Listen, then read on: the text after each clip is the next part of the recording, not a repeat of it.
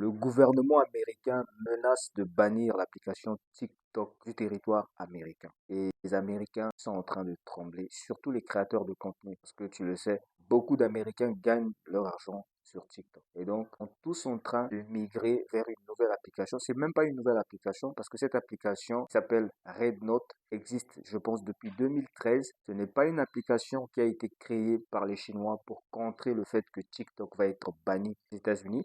C'est une application qui existe depuis que les Chinois utilisent. C'est une application locale. D'ailleurs, toute l'application est en chinois. Il y a presque que des Chinois dans cette application. Donc, ce sont les Américains, le fait que TikTok va être banni, qui ont trouvé cette application et qui sont tous en train de migrer. Parce que normalement, dès demain, TikTok est censé être banni des États-Unis. Donc, à cause de ça, beaucoup de créateurs de contenu, beaucoup d'Américains se retrouvent sur RedNote.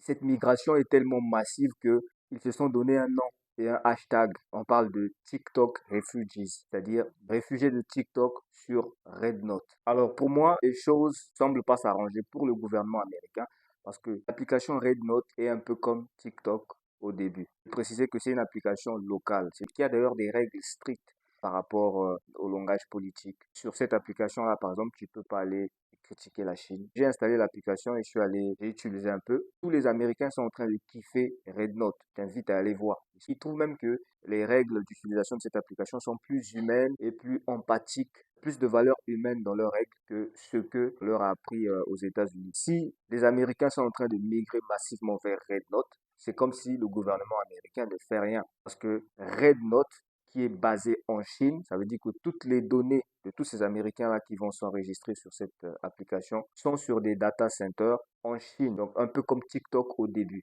Mais TikTok au moins avait pu régler ça parce que le gouvernement américain, c'est pas la première fois qu'il menace de bannir TikTok. Et je pense qu'ils avaient trouvé un terrain d'entente. Parce qu'on a dû imposer à TikTok enregistrer les données des utilisateurs américains en Amérique et que ça soit géré en Amérique. Et tu vas même remarquer que TikTok est assez bien traduit dans d'autres langues. Par contre, RedNote n'est disponible qu'en chinois. Tu as un peu d'anglais, mais juste un peu. Et les Chinois sont surpris. Les Américains sont en train de rejoindre massivement leur application. Bref, voyons voir jusqu'où ça va aller. Est-ce que TikTok va vraiment être banni? Et si TikTok est banni, que vont-ils faire de RedNote? Vont-ils aussi bannir RedNote? Que va-t-il se passer? On va tous observer et je t'invite à aller télécharger RedNote, de l'essayer. Moi, je l'ai trouvé assez sympa. Il y a beaucoup de Chinois. Si tu veux te faire des amis chinois, tu vas apprendre le chinois aussi. Je pense que c'est une bonne application. Et avant d'y aller, peut-être tu feras mieux de lire les règles d'utilisation. Si ces règles-là résonnent avec tes valeurs, vas-y, si tu aimes la Chine et les Chinois. Peace.